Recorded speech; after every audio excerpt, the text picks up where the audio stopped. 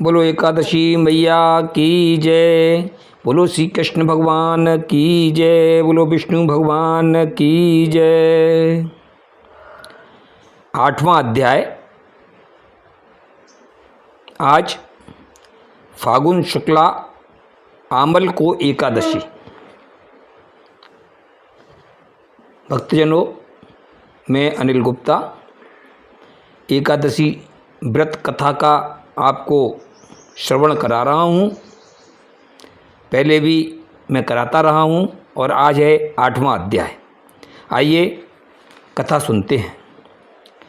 इतनी कथा सुनकर युधिष्ठिर जी कहने लगे कि हे जगदीश्वर, अब मुझे फाल्गुन शुक्ला एकादशी की कथा सुनाकर कृतार्थ करने की कृपा कीजिए। युधिष्ठिर जी के ये वाक्य सुनकर भगवान आनंद कंद मनोहर ने कहा कि हे धर्मराज, अब मैं आपके सामने उसी कथा का वर्णन करता हूँ जो कि मानधाता राजा के सामने वशिष्ठ जी ने वर्णन की थी। यह कथा तमाम पापों को नष्ट करने वाली, समस्त प्रकार के सुखों को प्रदान करने वाली और मोक्ष को देने वाली है। सो कृपा करके ध्यानपूर्वक सुनिए। वैदिश नाम के अत्यंत मनोहर नगर में चित्ररथ नाम करके एक बड़े धर्मात्मा राज्य किया करते थे और धर्म के साथ प्रजा का पालन करते थे। हे धर्मराज, उस पुण्यात्मा राजा के राज में कोई भी प्राणी ना तो दुखित था और ना कोई व्यक्ति गरीब था। समस्त राज्य कर्मचारी न्याय से अपना अपना कार्य करते थे, कभी रिश्वत नहीं लेते थे और बहुत छानबीन करने के पश्चात ही धर्म से अभियोग का निर्णय और फैसला सुनाते थे।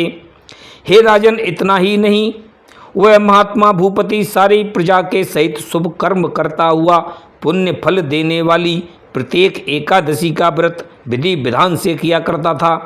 इस पुण्य के प्रभाव से उसके राज्य में ना तो कभी अकाल पड़ता था और ना कभी किसी प्रकार की किसी भी प्राणी को शारीरिक, मानसिक और आध्यात्मिक तीनों प्रकार के दुखों में से कोई सा दुख हुआ करता था।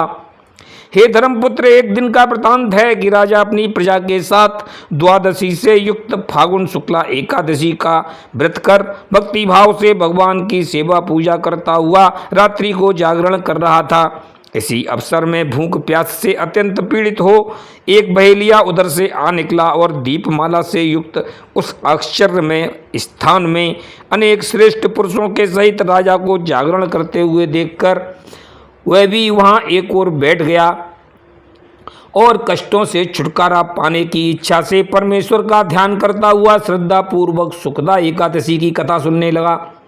हे धर्मपुत्र, भूख और प्यास से अत्यंत पीड़ित होने पर भी वह व्याध प्रेम और ध्यान से कथा श्रवण करता हुआ आनंद पूर्वक जागरण करता रहा। प्रातःकाल होने पर सब लोग अपने अपने घर चले गए और तब व्याध भी प्रसन्न चित्त होता हुआ अपने घर चला गया। हे राजन, कथा श्रवण करने के पश्चात उसने हिंसा, चोरी, जारी और अन्य प्रकार के सभी कुकर्मों का परित्याग कर दिया और भगवती एकादशी के पुण्य के प्रताप से वह सभी दुखों से रहित होकर संसार में आनंद से जीवन व्यतीत करने लगा। हे धर्मज्ञ, इसके बहुत समय बाद जब वह महात्मा व्याध मृत्यु को प्राप्त हुआ तो वह बहुत समय स्वर्ग का सुख भोगने के पश्चात वह विथुरथ नाम के राजा के यहाँ वसुरथ नाम का पुत्र होकर बड़ा बलवान और चतुरंगिणी सेना का अधिपति हुआ। हे राजन, उसके वह चंद्रमा के समान कांति वाला और विष्णु के समान पराक्रमी, पृथ्वी के समान शीलवान और हरिश्चंद्र के समान सत्यवादी था। एक दिन का वृतांत है कि राजा वसुरथ शिकार खेलने के लिए वन में चल दिया। जिस समय वह घने जंगल में पहुंचा तो भूख और प्यास से अत्यंत व्याकुल होकर सोचने लगा कि हे जगदीश्वर, मुझसे ऐसा कौन सा पाप हुआ जिससे मैं जंगल में अकेला भटकता हुआ मृत्यु के समान दारुण दुख को प्राप्त कर रहा हूँ। हे धर्मज्ञ, वह इस प्रकार भगवान की प्रार्थना कर ही रहा था कि उसे अचानक ध्यान आया कि ओह, आज मैं भूल से वन में शिकार खेलने के बहाने जीवों की हिंसा करने आया। इसीलिए परमेश्वर ने मुझे यह दारुण दुख दिया है, क्योंकि एकादशी के व्रत करने वाले को और धर्म से प्रजा का पालन करने वाले राजा को भूलकर भी बिना अपराध किसी प्राणी को कष्ट नहीं देना चाहिए।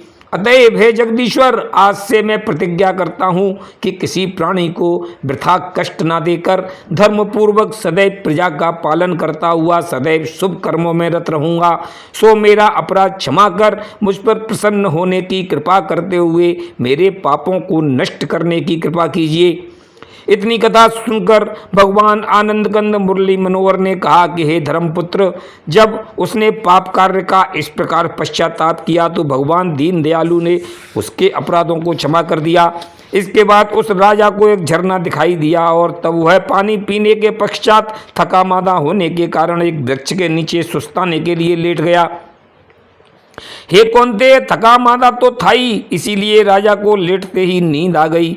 तब उस राजा के पुराना म्लेच्छित शत्रु उधर से आ निकला और अपने शत्रु को इस प्रकार अचेत लेटे हुए देखकर विचार कर कहने लगा कि भाइयों, आज ये हमारा पुराना शत्रु अचानक देवयोग से न केवल अकेला बल्कि सोया हुआ मिल गया है, इसीलिए इसे यहीं खत्म करके बाप दादों के ऋण से उद्ऋण हो जाना चाहिए। ऐसा सोचने के पश्चात म्लेच्छ ज्यों ही शस्त्रास्त्र लेकर उस राजा को मारने के लिए दौड़े, त्यों ही परमेश्वर की कृपा से भगवती जगदम्बा ने प्रकट होकर उन सब म्लेच्छों को नष्ट कर दिया। इसके बाद जब राजा की आंख खुली तो वह अपने शत्रुओं को इस प्रकार नष्ट होते हुए देखकर अपने आप को सुरक्षित पाकर सोचने लगा कि है ऐसा कौन मेरा मित्र हो सकता है जिसने इस प्रकार मेरे शत्रुओं को नष्ट कर मेरी सभी रक्षा करने की कृपा की है। राजा को इस प्रकार आश्चर्यवान देखकर आकाशवाणी हुई कि हे राजन, आपको विस्मय नहीं करना चाहिए। आप एकादशी के व्रत करने वाले परमात्मा के परम भक्त हैं। इसीलिए परमेश्वर ने आप पर कृपा करते हुए आपके शत्रुओं को नष्ट करके आपकी भगवती माहेश्वरी द्वारा रक्षा की है। अब आप किसी प्रकार की चिंता न करते हुए प्रसन्नता से अपने नगर में जा सकते हैं। हे पांडुनंदन, इस प्रकार आकाशवाणी सुनने के पश्चात राजा बसूरत अपने नगर में चला गया और धर्मपूर्वक प्रजा का पालन करता हुआ सानंद राज्य करने लगा। इसीलिए जो कोई स्त्री पुरुष इस अमल की एकादशी का व्रत करेगा वह संसारी सुखों को भोग कर पाप रहित होता हुआ अंत में मोक्ष को प्राप्त हो जाएगा। इतनी कथा सुनकर धर्मराज युधिष्ठिर कहने लगे कि हे केशव, इस व्रत को विशेष विधि को और कहने की कृपा कीजिए। श्री कृष्ण ने कहा कि धर्मपुत्र, स्नान आदि से शुद्ध होकर और एक कलश को जल से परिपूरित कर चंदनादिक सुगंधित पदार्थों से उसे युक्त करते हुए छत्र और पंचरत्न से युक्त करना चाहिए। तत्पश्चात भगवान के मंदिर में जाकर और आंवले के वृक्ष की छाया में बैठकर उस कलश को वहां स्थापित कर देना चाहिए। हे राजन, इसके बाद व्रत करने वाले को चाहिए कि वह मुनियों सहित परशुराम जी की पूजा करते हुए प्रार्थना करे कि हे परशुराम महिर ब्रह्मर्षि, हे रेणुका के सुख को बढ़ाने वाले, हे आंवल की छाया से युक्त मुक्ति और मुक्ति देने वाले, आपको बारंबार नमस्कार है। तथा हे आंवले, हे दाता सुखदाता, आप ब्रह्मा जी के उत्पन्न हैं, इसीलिए आपको भी बारंबार नमस्कार है। हे संपूर्ण पापों का नाश करने वाली आंवल की एकादशी, आपको भी बारंबार नमस्कार है, इसीलिए आप मेरी पूजा ग्रहण कर मेरे समस्त पापों को नष्ट करते हुए मुझे समस्त प्रकार के सुख और सद्गति देने की कृपा करें। हे राजन, इस प्रकार सेवा पूजन करने के पश्चात रात्रि भर जागरण करते हुए सत्य शील संतोष द्वारा भक्ति में तत्पर रहकर भगवान का ध्यान करना चाहिए। तत्पश्चात प्रातःकाल सभी नित्य कार्यों से निर्वृत्त होकर और श्रद्धानुसार एक व अधिक ब्राह्मणों को जिमाकर छत्र उपाहन और अन्य वस्तुओं के सहित उस कलश को दान कर देना चाहिए। हे राजन, जो कोई इस प्रकार इस आंवल की एकादशी का व्रत करेगा वह सभी प्रकार के सुखों को भोग कर मुक्ति को प्राप्त होगा। कृति ब्रह्म पुराणे फागुन शुक्ल एकादशी व्रत कथयो अष्टम अध्याय समाप्त। बोलो एकादशी मैया की जय, बोलो श्री कृष्ण भगवान की जय।